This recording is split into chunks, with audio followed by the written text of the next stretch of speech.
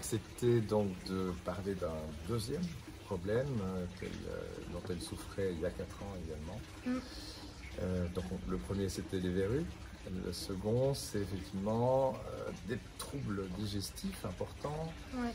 Alors plusieurs gastro-entérologues lui ont donné un diagnostic de côlon irritable ou côlon spastique, c'est assez connu.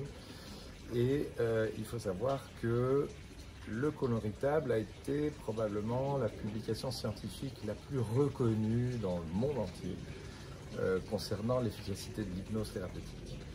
Et donc l'INSERM par exemple a reconnu, a publié cette indication comme étant le meilleur traitement, bien plus efficace que tous les médicaments en fait, qu'on donne toute une vie, alors que l'hypnose peut carrément guérir un côlon irritable.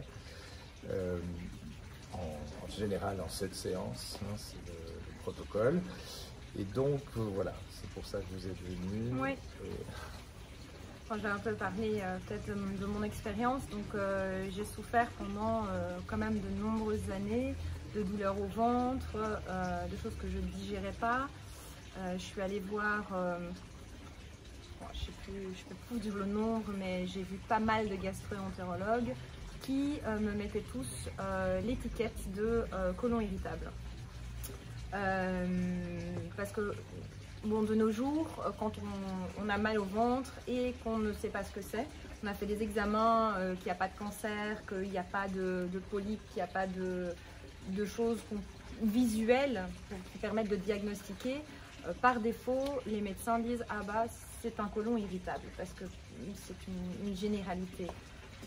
Oui, surtout qu'en fait, c'est à peu près le seul trouble psychosomatique que les gastro-entérologues connaissent. Hein. Oui, voilà. Et donc, c'est un peu un fourre-tout à la longue. Exactement. Hein, alternance, diarrhée, constipation, ballonnement, douleur, oui. sensations très désagréables. Oui.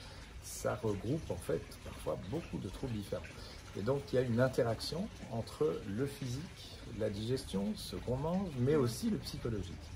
On dit que l'intestin est le deuxième cerveau, hein, c'est pas pour rien, parce qu'en fait, il y a un tas de neurotransmetteurs, un tas de neurones qui fonctionnent dans cet intestin, et donc il est en connexion avec le cerveau émotionnel.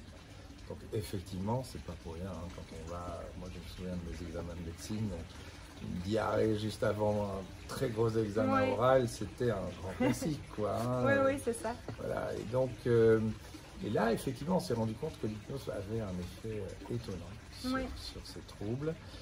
Ça a été publié dans le Lancet, qui est quand même une des grandes revues internationales, même s'ils ont parfois fait de petites erreurs, mais ça reste la référence en médecine interne. Donc voilà, je vous laisse. Oui, en effet, donc bon, ben, moi on m'a dit côlon irritable, donc je me suis dit ben, c'est bon, c'est ça.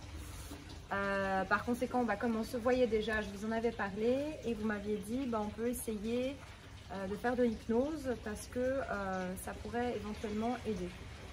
Et donc on a fait quelques sessions ensemble qu'on avait enregistrées et que vous m'aviez dit de refaire chez moi à raison de 3 fois par semaine. Donc de mettre en condition, de m'allonger, de me détendre et de les refaire à la maison. Ce que j'ai fait religieusement. Oui. Et ça montre aussi, hein, j'en profite, en fait l'hypnose est de l'auto-hypnose. C'est pour ça que c'est tellement facile, une fois qu'on a vécu l'hypnose accompagnée avec un professionnel, d'arriver à le refaire chez soi ou n'importe où d'ailleurs.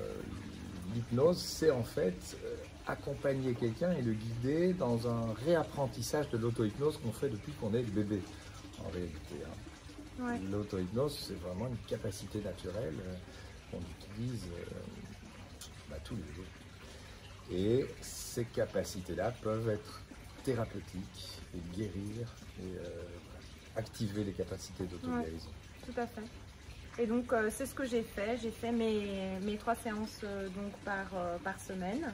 Et puis, en parallèle, je venais vous voir aussi une fois par mois pour à chaque fois avoir des nouveaux enregistrements et puis pouvoir les pratiquer à la maison.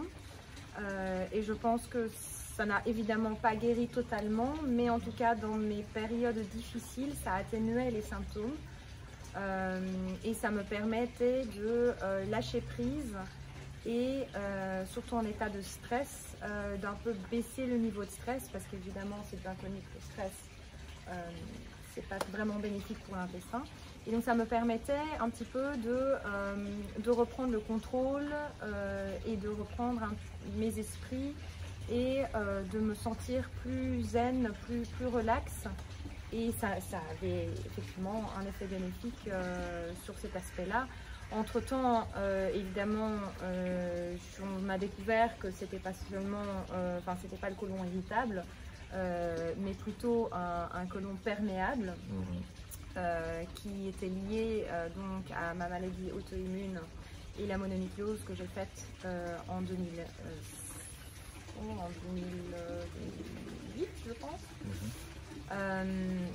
Et donc ça ne change en rien le fait que l'hypnose aide ou pas parce que le diagnostic est différent, mais c'est que ça reste une technique pour amoindrir les douleurs au lieu de se bourrer de cachets, parce que la première chose évidemment que les médecins, les gastro font, c'est prescrire des médicaments.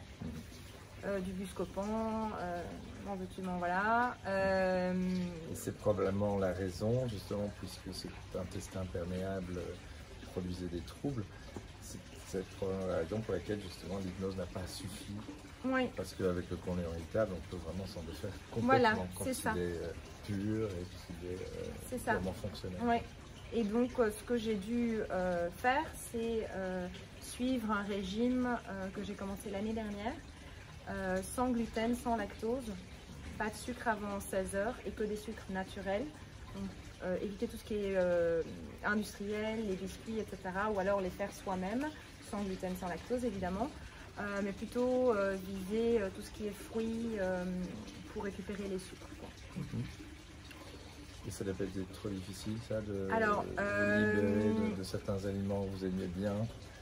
Oui, alors oui et non, c'est-à-dire que c'était très... donc j'ai eu plusieurs diagnostics, je suis allée voir plusieurs médecins différents, comme je vous ai dit, donc le processus était très long.